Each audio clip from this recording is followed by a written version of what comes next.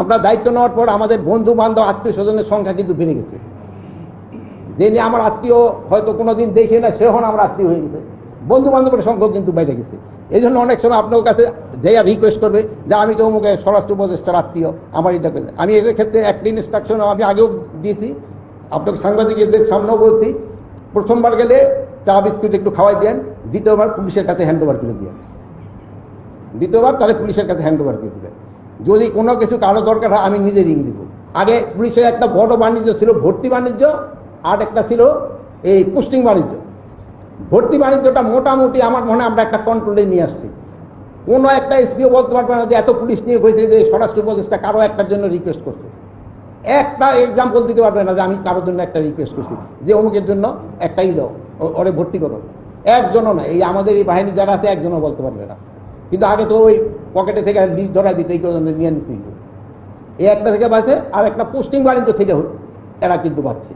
Posting বাণিজ্য এখন একটা কমিটির মাধ্যমে একটা পোস্টিং হয়, উপরের পোস্টিংগুলি, এটার থেকেও কিন্তু একটা কমছে। তো যে নিচে খাতে যে নিচেরটা পোস্টিংয়ে অনেক ওরা পয়সা খায় কিনা এটা আমি অবশ্যই বলতে পারবো না, যেহেতু ডিস্ট্রিক্ট ওসি তো ওরা পোস্টিং করে ডিস্ট্রিক্ট দিয়ে যেটা ওনারা করে, এখন ওনারা খায় কিনা আমি বলতে পারি না, বাট আমি বলতে পারবো এটা অনেক কমছে।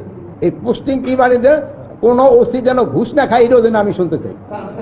আরেকটা জিনিস আপনারা খেয়াল করবেন, যেহেতু থানা গেলে দেখবেন ওসির রুমটা খুব সুন্দর, কিন্তু এরপরে আর কারো থাকার কোনো উপায় নেই।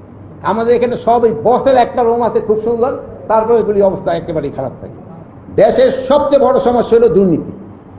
যদি দুর্নীতিটা কমায় আনা যেত আর কোনো সমস্যা থাকতো না, যদি এইটারে কমায় আনতে পাওয়া যেত।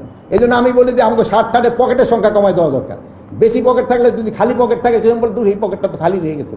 এই জন্য বলছি যত সম্ভব খালি পকেটগুলি কমায় আনা দরকার। এইগুলির দিকে আমাদের খেয়াল রাখতে হবে। আর একটা হলো মাদক, এটার ক্ষেত্রে আপনারা ওই এখন বলতেছেন যে ডিভিশনাল হেডকোয়ার্টারে আপনাকে ওই কি বলে নিরাময় কেন্দ্র। আমি তো নিরাময় কেন্দ্র করতে যাবো না, আমরা যেন মাদক না খাই এটার ব্যবস্থা করতে হবে। আপনারা দেখা যায় যে 15,000 ফেন্সিডিল সাইডে দিয়া ওই 500 ফেন্সিডিল দিয়া জমা দিয়া ব্যবস্থা করে দেন।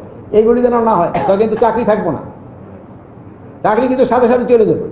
শুধু আমি বলছি যে এই ক্ষেত্রে এই ব্যাপার না, আপনি আপনার ক্ষেত্রে ক্রিমিনাল কেস দেওয়া হবে। যেহেতু ডিপার্টমেন্টাল যে অ্যাকশন, এটা একটা এই 203 মহাজা আছে, ডিপার্টমেন্টাল অ্যাকশন একটা ফান্ড। ওনার এখানে ডিপার্টমেন্টাল অ্যাকশন অনেক দিনে 3 বছর 4 বছর পর্যন্ত যাওয়ার পরে ওনারা বলবে একটা লঘুদণ্ড দেওয়া হোক। লঘুদণ্ডতে কি পানিশমেন্ট এটা আমি বুঝিও না নিজে। আর যদি গুরুদণ্ড হলে হয় প্রমোশন পেয়ে যাবে। আর একটা জিনিস হলো সবচেয়ে ভালো, ওনাকে ওই ডিপার্টমেন্টাল অ্যাকশন নিতে নিতে রিটায়ারমেন্ট নিয়ে সে পেনশন নিয়ে মোটামুটি বাড়ি চলে যায়। এই জন্য আমরা বলছি যে এই সব কাজে যারা জড়িত হবে তাদের ক্ষেত্রে ক্রিমিনাল অ্যাকশন নেওয়া হবে, তা না হলে এই জিনিসগুলো করবে না। আমি একটা লাস্টে পয়েন্ট দিয়ে আপনাকে 2-1টা পয়েন্ট নেব। আমরা কিন্তু একটা অরাজনৈতিক সরকার, আমাদের থেকে কিন্তু আপনারা সবচেয়ে বেশি সুবিধা নিতে পারেন, যেহেতু আমরা কোনো দলের বা কোনো কারণে দেশের ভালোর জন্য, সবাই দেশের ভালোর জন্য কাজ করে, রাজনৈতিক সরকারও দেশের ভালোর জন্য কাজ করে, বাট ওনাদের একটা পার্টি অ্যাফিলিয়েশন থাকে, এই লোকটা আমার, এই লোকটা। বাট এইখানে হলো আমরা হলো আমাদের, আপনারা যারা আছে সবাই আমাদেরই। এই জন্য আমাদের সাথে কিন্তু কাজ করতে আপনাদের সুবিধা অনেক বেশি। এনে 203 মহাদয় আছে, আমরা মনে হয় তাড়াতাড়ি যে ডিসিশন দেয় অন্য জায়গায় ওইরকম ডিসিশন হয় না, ওনারা ওই চিন্তা ভাবনা করে করতে হয়।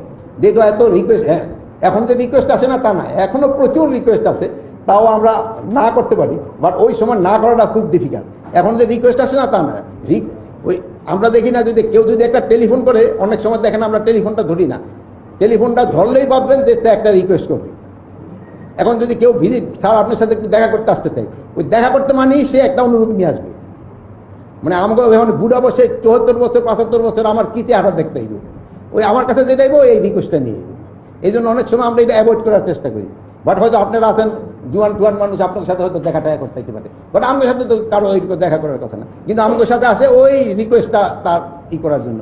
আমরা যতটা সম্ভব, যে আমরা যে 100% করতে পারছি তা না, বাট আমরা চেষ্টা করি রিকোয়েস্টটা না রাখার জন্য। আর ফায়ার ব্রিগেডের কেউ আছে নাকি এখানে? এই সিজনটা কিন্তু একটু এই ইসের পরে, মানে আমার এই 10টা বাহিনীর ভিতরে সবচেয়ে ফায়ার ব্রিগেডের কাজই ছিল সবচেয়ে ভালো। সব বাহিনীর ভিতরে ফায়ার ব্রিগেডে সবচেয়ে বেশি ভালো কাজ করছে। তোমাদের এই কাজটা যেন জারি থাকে, এটা করতে হবে। এখন কিন্তু একটু আগুনের দিকটা কিন্তু প্রবণতা কিন্তু একটু বেড়ে গেছে এই সিজনগুলিতে, যেহেতু এখন তো ধরো বৈশাখ জ্যৈষ্ঠী মাস, চৈত্র মাস যদি পার হয়ে গেছে, বৈশাখ জ্যৈষ্ঠী মাসে কিন্তু আগুন হয় বেশি, এদিকে তোমাদের একটুখানি খেয়াল রাখতে হবে।